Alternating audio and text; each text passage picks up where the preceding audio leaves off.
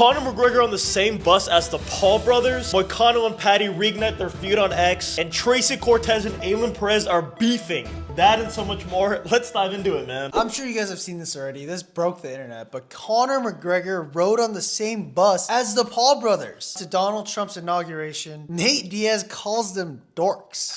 More on that later. Take a look at this picture, guys. So they posed for a picture together. Logan Paul also took a selfie with Jake Paul next to him and Conor McGregor hugging the Paul's mother in the back. That's foul. That is, I'm not sure what's going on there. Jake Paul has been calling out Conor McGregor in the past for a fight. Now there's those rumors of a Conor-Logan Paul boxing match. So, you know, they've been talking a lot of trash over the years, but it looks like they're a happy family on their way to Trump's inauguration. I don't know who made these seating arrangements, but they need to get fired because this might very well take a good chunk away from Dana's pocket. Wait, why? Because they're going to talk business here. Oh. They might get that boxing deal done. Maximum negotiation. You could see in the video, Jake Paul and Logan Paul's mom said, this is how deals are done. So they were definitely talking business during this bus ride for sure. You know, I bet Dana was running faster towards that bus than when Conor was throwing a chair at it. Dana White has vehemently said Logan Paul, Conor McGregor fight is not happening. But you never know. Money talks. Anyways, let's take a look at the video that Kyle from the Nelk Boys posted from the bus. He was also on that bus. Let's go. All right, we got an interesting bus ride to the inauguration here.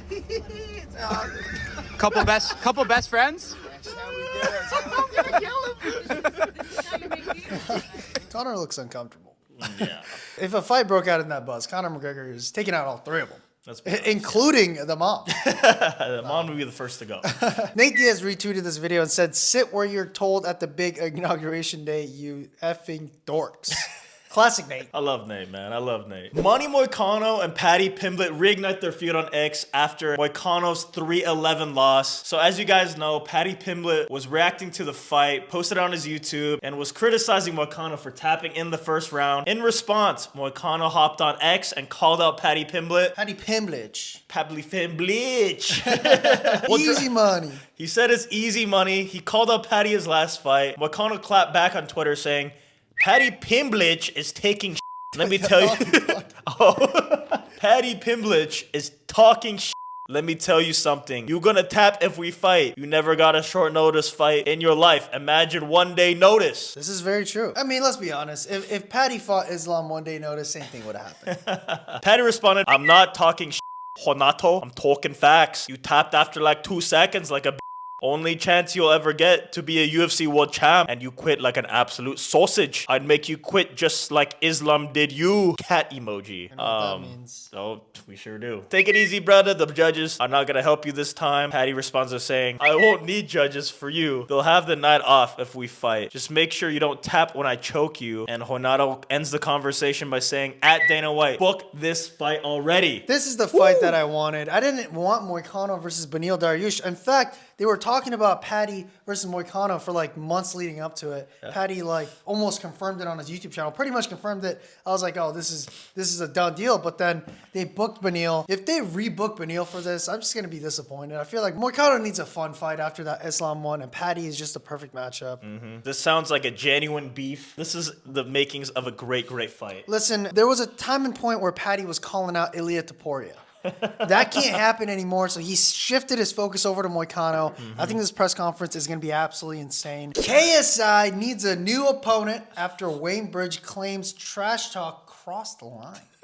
Now, this is, KSI not a serious fighter, but, he dominates fighting headlines, so we're going to cover this real quick. So KSI was set to box former soccer player Wayne Bridge in March. KSI took a shot at Bridge, which crossed the line for him. He made fun of the fact that Bridge's ex-girlfriend is having an affair with a teammate.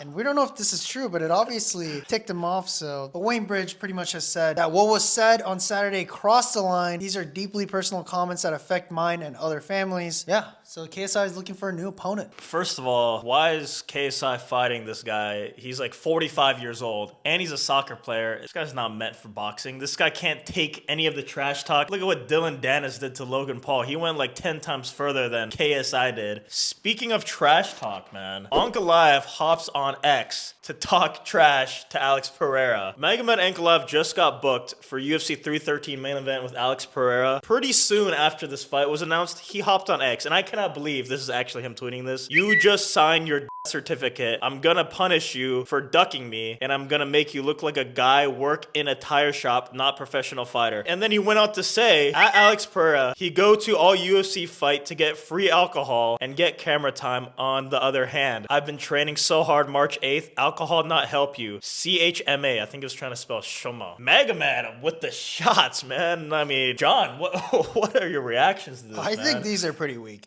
Dude. I mean, he's just trying to say anything at this point. I'm sure Pereira looked at these tweets and just kind of smiled. Probably didn't even know how to read these tweets, man.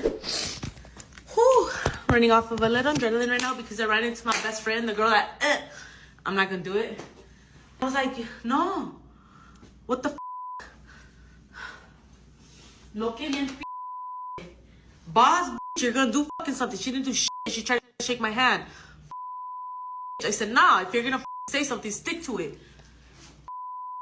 She's The mad Latina. She had to look out the window. She's cooling off there. She tried to shake my hand. I don't do for clout. I'm from the fucking hood. If you're gonna talk stand by it. Because I'm standing 10 toes down. When I see you after this fight. Okay. What? I didn't know they were beefing like that, first of all.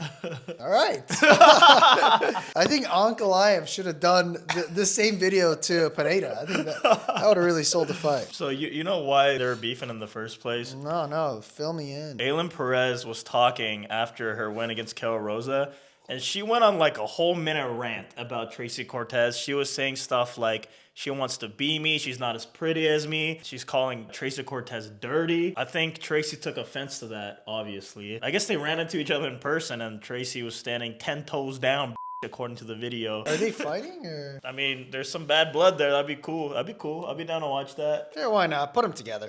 Make it happen, Dana. That's all the news, boys. If you made it till the end of the video, please hit that like button and subscribe. Let us know in the comments, are Logan Paul and Conor McGregor actually going to fight? Who's a better twerker, Tracey Cortez or Ailin Perez? Let us know in the comments, but until then, peace.